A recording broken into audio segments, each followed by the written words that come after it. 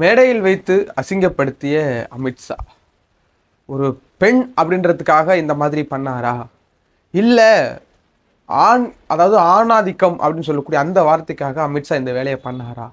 ஒரு மேடையில் பல கேமராக்கள் பல மக்கள் பார்த்து கொண்டிருக்கக்கூடிய அந்த தருணத்தில் அக்கா தமிழிசையை பல முன்னாடி வைத்து அசிங்கப்படுத்தியிருக்கிறார் அமித்ஷா அவர்கள்.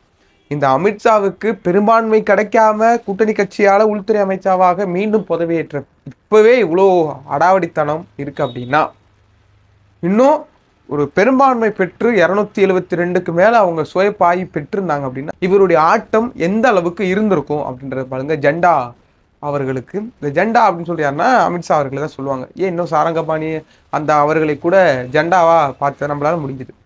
இது எல்லாத்தையும் தாண்டி அண்ணாமலைக்காக ஜெண்டா தமிழிசையை இந்த மாதிரி பேசியிருக்கிறாரா, மிரட்டி இருக்கிறாரா அப்படின்ற மாதிரி ஒரு விஷயம் போயிட்டு இருக்குங்க. அடுத்து பார்த்தீங்கன்னா பிரான்பாக் இருக்குல்ல, அதாவது இந்த குட்கா போதை வஸ்து அதை வாய்க்குள்ளே போட்டுக்கிட்டு தான் மேடையில் உட்கார்ந்ததாகலாம் சில தகவல்கள் வருது. அது எல்லாத்தையும் பற்றி அந்த வீட்டில் நம்ம தெளிவாக பார்ப்போம். தொடர்ந்து பாஜக பெண்களை இவ்வளவு அவமரியாதையாக நடத்துவது, இவ்வளவு கொச்சையாக மேடை முன்னாடி ஒரு பெண் இழிவை செய்வது தொடர்ந்து பாஜகவுக்கு இது புதுசு இல்லை. ஆனாலும் சந்திரபாபு நாயுடு அவர்களுடைய இந்த பதவியேற்பு விழாவில் நடந்த ஒரு விஷயம் தான் இன்னைக்கு பெரிய அளவில் பேசப்படும் பொருளாக மாறி இருக்கிறது. தமிழ்நாட்டிலிருந்து அக்கா தமிழிசைக்கு ஆதரவாக பெரிய அளவில் கண்டனங்கள் வலுத்துக்கிட்டு இருக்கு பாஜகவுக்கு மத்தியில். ஸோ இரண்டாக உடைய போகிறதா பாஜக? கூடிய விரைவில் பிரதமராக வேற ஆட்கள் வரப்போகிறார்களா அப்படின்ற கேள்வியோடு இந்த வீடு நான் தொடங்குறேன். அதுக்கு முன்னாடி நீங்கள் நம்ம சேனலை சப்ஸ்கிரைப் பண்ணணும், மறக்காம சப்ஸ்கிரைப் பண்ணுங்க. அப்போதான் நாட்டில் பல பிரச்சனை நடக்குதுங்க, அது எல்லாத்தையும் ஒரு சின்ன வீடியோவாக கொண்டு வந்து உங்கள்கிட்ட சேர்க்க முடியும் நம்புறேன். வாங்க வீடியோக்குள்ள போகலாம். முதல் விஷயம் பார்த்தீங்கன்னா இந்த சந்திரபாபு நாயுடு அவர்களுடைய பதவியேற்பு விழா. இந்த விழாவில் கலந்து கொண்ட உள்துறை அமைச்சர் அமித்ஷா அவர்கள் நேற்றைக்கு ஒரு பதவியேற்பு விழாவில் தமிழிசையாக இருக்கட்டும், அண்ணாமலை இப்போ எல்லாருமே கலந்துருக்கிறாங்க. அது மட்டும் இல்லாமல் ரஜினிகாந்த், ஓபிஎஸ் இப்படி பல தலைவர்களும் அதில் கலந்துருக்கிறாங்க. அதில் முதலாக ஒரு பெண் மேடையில் ஏறி அவர்களுக்கு வாழ்த்து சொல்கிறதுக்காக போகிறாங்க. இதுதான் முதல் டாபிக். வாழ்த்து சொல்கிறதுக்கு போகிறாங்க. யார்? நம்ம அக்கா தமிழிசை அவர்கள். இதில் என்ன மேட்டர் அப்படின்னா, இதோட நிறுத்துங்க. இது தமிழிசை அவர்கள் இவ்வளவு அசிங்கப்படணும்னு தேவையில்லை. தமிழ்நாட்டு மக்கள் இவர்களுக்கு ஒரு பெருத்த பின்னடைவை கொடுப்பாங்கன்றது தெரியலை. இது எல்லாத்தையும் தாண்டி ஆளுநராக இருந்திருக்கலாம், நல்லா சுகபோக வாழ்க்கை அப்படி இருந்திருக்கலாம், நல்ல அரசு மரியாதையோடு இன்னொருத்தருக்கு பதவி பிரமாணம் செய்து விட்டோமா, வந்தவர்கள் ஏதாவது குறை சொன்னோமா, அப்படியே இருந்திருக்கலாம் அக்கா தமிழிசை அவர்கள். ஆடு தானா தலையை விட்ட கதை மாதிரி போய் மாட்டிக்கொண்டு இன்னைக்கு இவ்வளவு பெரிய சிக்கல்களுக்குள்ள அக்கா தமிழிசை அவர்கள் மாற்றிருக்காங்க. ஒன்றும் இல்லைங்க, முன்னாள் பாஜக மாநில தலைவர், இந்நாள் பாஜக மாநில தலைவர், இந்த இரண்டு பேருக்குமான மோதல் தான் இன்னைக்கு தமிழக அரசியல் வட்டாரத்தின் மத்தியில் பெரிய அளவில் பேசும்படும் பொருளாக மாறி இருக்கிறது. முன்னாள் பாஜக தலைவர் யாருன்னு பார்த்தீங்கன்னா அக்கா தமிழிசை அவர்கள். இந்நாள் பார்த்தீங்கன்னா அண்ணன் ஆட்டுக்குட்டி அண்ணாமலை அவர்கள். இப்படி இருவருக்குமான மோதல் இருக்கு இல்லையா? அண்ணாமலைக்கு ஃபேவராக பேசாமல் அண்ணாமலைக்கு எகென்ஸ்டாக ஒரு பேட்டியில் அக்கா தமிழிசை சொல்லிங்கன்னா 40க்கு 40 திமுக கூட்டணி வெற்றி பெற்றிருக்கிறது, உங்களுடைய நோக்கம் என்னன்னு ஒரு பத்திரிகையாளர் கேட்க அக்கா என்ன பண்ணுறாங்க, எதர்ச்சியாக சொல்கிறேன்னு நினச்சிட்டு உள்ளபடியே சொன்ன அக்கா தமிழிசை அவர்கள் என்ன சொல்கிறாங்க அப்படின்னா, இந்த மாதிரி ஐடி விங்குன்றது ஒரு நபருக்கு ஆதரவாக செயல்பட்டு கொண்டிருக்கிறது அப்படின்ற மாதிரி ஒரு விடயத்தை போட்டு உடைக்க, என்னன்னா அது டைரக்டா அண்ணாமலையை தாக்கியிருக்கு. நாங்க கூட்டணி வச்சிருந்தா இன்னும் சில தொகுதிகளை கைப்பற்றிருப்போம், ஆனா சகோதரர் அண்ணாமலை அதற்கு ஒற்றுக்கொள்ளவில்லை அப்படின்ற மாதிரி ஒரு விஷயத்த போட்டு உடைச்சிருக்கிறாங்க. இதுல சரி உண்மை தானே சொல்லியிருக்கிறாங்க, ஏன் அமித்ஷா மேடையில் மிரட்டணும் அப்படின்ற கேள்வி உங்களுக்கு எழுப்பலாம். என்னன்னா தமிழ்நாட்டில் பாஜக வளர்ந்துருக்கா அப்படின்னா வளர்ந்துருக்கு, நிச்சயமா வளர்ந்துருக்கு. ஆனால் அது வளரக்கூடாத ஒரு சக்தி. எப்படின்னா கருவேல மரம் கேள்விப்பட்டிருக்கீங்களா? வெட்ட வளர்ந்துக்கிட்டே தான் இருக்கும். அது இருந்தா நாட்டுக்கும் கேடு, பூமிக்கு தண்ணிக்கும் கேடு அப்படின்ற மாதிரி பாஜக எவ்வளோ வெட்டினாலும் அடுத்தடுத்து யாரையாவது போட்டு இந்த மாதிரி பேசி இந்த மாதிரி கட்சியை முன் கொண்டு அப்படின்னு சொல்லுவாங்க. அதில் அண்ணாமலை அவர்களுடைய பங்கு பெரிய அளவில் இருக்குன்றதை வச்சுக்கோங்களேன். ஆனால் அதை தாண்டி அக்கா தமிழிசை அவர்கள் எதிர்த்து ஒரு பெட்டி என்னன்னா தோத்துட்டுன்ற ஒரு ஆதங்கம் இருக்குல்ல, என்னடா நம்ம பேசாமல் ஆளுநராக இருந்திருக்கலாம், ஆளுநர் பதவியை விட்டு இங்கே அண்ணாமலை நம்பி அண்ணாமலை ஜெயிக்க வச்சுருவாரு, அண்ணாமலைன்னு பேசுகிறாங்களேன்னு பார்த்தா, ஆனால் தமிழ்நாட்டு மக்கள் இன்னும் பாஜகவை நேசிக்கலன்றது அன்னைக்கு தான் அக்கா தமிழிசை அவர்களுக்கு தெரிஞ்சிருக்கும் போல.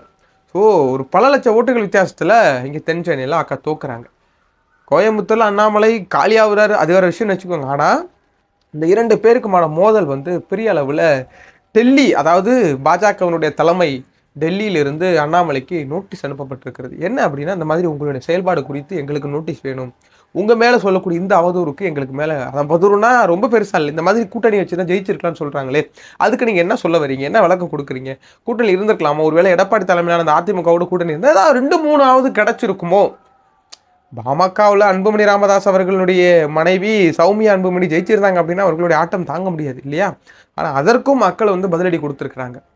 ஸோ இது எல்லாத்தையும் தாண்டி அக்கா தமிழிசை அவர்கள் இந்த மாதிரி ஒரு இன்டர்வியூவில் ஓப்பனாக பேச அது பெரிய அளவில் பேக் ஃபயர் ஆகும்னு தெரியாமல் போக மேடையில் ஜெண்டா அவர்கள் தமிழிசையை கூப்பிட்டு ஒரு மிரட்டு இருக்கிறாப்புல. என்னென்னா இந்த மாதிரி சொல்லப்படுது மிரட்டினதாக, அது என்ன விஷயம்ன்றது தெரியலை.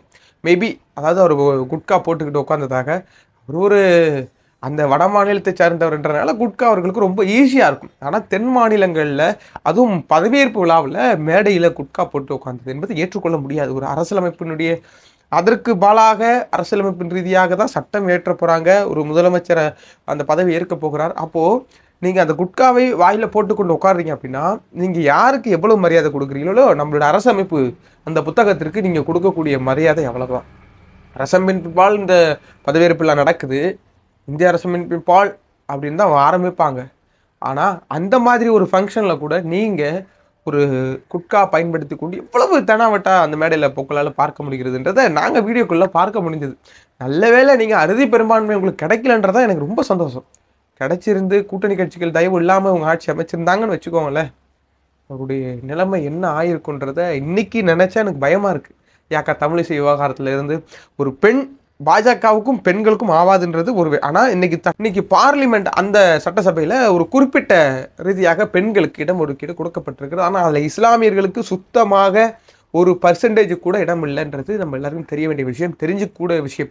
ஆனால் அதை தாண்டி பெண்களை அவர்கள் ஒரு எப்படின்னா ஒரு இழிவு பொருள், ஒரு எப்படி சொல்கிறது, ஒரு இச்சை பொருள் மாதிரி தான் பார்ப்பாங்க. ஏன்னா அவர்கள் கொண்டிருக்கக்கூடிய சனாதனமும் மனு தர்மமும் அதை தான் சொல்லிக் கொடுக்குது.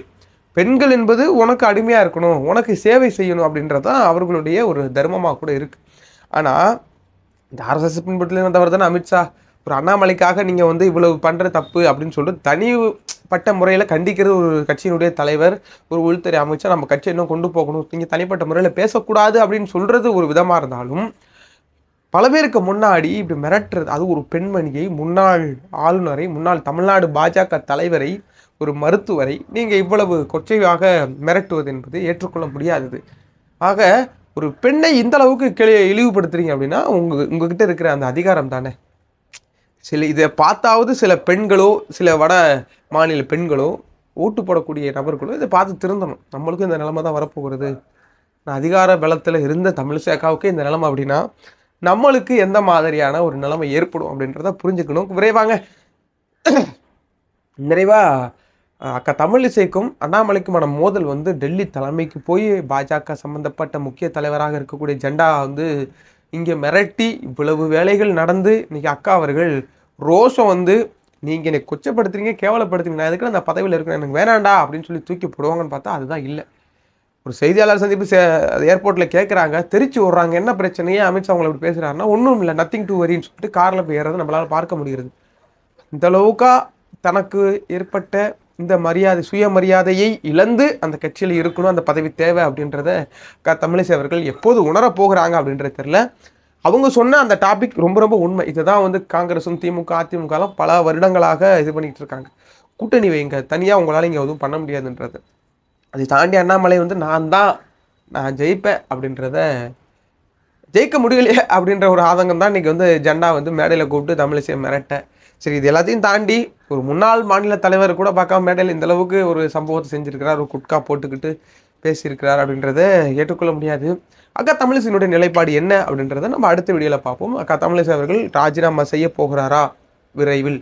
ஏன்னா இவ்வளவு காட்டமாக ஒரு மேடையில் பொதுமக்கள் மத்தியில் ஒரு அசிங்கப்படுத்துறது அப்படின்றது ஏற்றுக்கொள்ள முடியாது. அக்கா தமிழிசை அவர்களுக்கு ரோசம் அப்படி இருந்தால் அவங்க பாஜகவும் வேண்டாம், பாஜக தலைமையில் எனக்கு பொறுப்பு வேண்டாம்னு சொல்லி தூக்கி எறிந்து விட்டு வருகிறார்களா அப்படின்றத பொறுத்து பார்ப்போம். தமிழ்நாடு மக்கள் பாஜகவை எப்படி பார்க்குறாங்க? இந்த ஜெண்டா போன்ற ஆட்களுக்கு பாஜக மக்கள் சொல்லக்கூடிய விஷயம், பாஜக மக்கள் எதற்காக குறிப்பிட அப்படின்னா வட மாநில மக்கள், அவங்க பாஜகவை ரொம்ப நேசிக்கிறாங்க. 240 தொகுதிகளை அவங்களுக்கு கொடுக்குறாங்கன்னா வட மாநில சைடுகளில். ஸோ இவர்கள் எல்லாத்தையும் தாண்டி தமிழ்நாட்டு மக்கள், குறிப்பாக பெண்கள் பாஜகவிற்கு எந்த அளவுக்கு ஆதரவு கொடுக்குறாங்க, பாஜகவை பெண்கள் எந்த நிலைமையில பார்க்குறாங்கன்றதை நீங்கள் கமெண்ட் செக்ஷனில் சொல்லுங்கள். அந்த கமெண்டெல்லாம் மேபி வரதை பொறுத்து மற்றொரு வீடியோவில் அதை நான் ஒரு வீடியோவாக எடுக்க ட்ரை பண்ணுறேன். உங்களுக்கு என்ன தோணுது? அத்தனை கருத்துக்களும் கீழே வரவேற்கப்படுகின்றது. மற்றொரு நிகழ்ச்சியில் உங்களை சந்திக்கிறேன். இது எப்படி பார்க்குறீங்க? அண்ணாமலைக்காக ஜெண்டா மீன்ஸ் அமித்ஷா இந்த மாதிரி தமிழிசை அக்காவை களங்கப்படுத்தியது எப்படி நினைக்கிறீங்க அப்படின்ற கீழே கமெண்ட்ல சொல்லுங்கள். மற்றொரு நிகழ்ச்சியில் உங்களை சந்திக்கிறேன். அதுவரை உங்களை விடைபெறுவது ஜோஷுவா. நன்றி, வணக்கம்.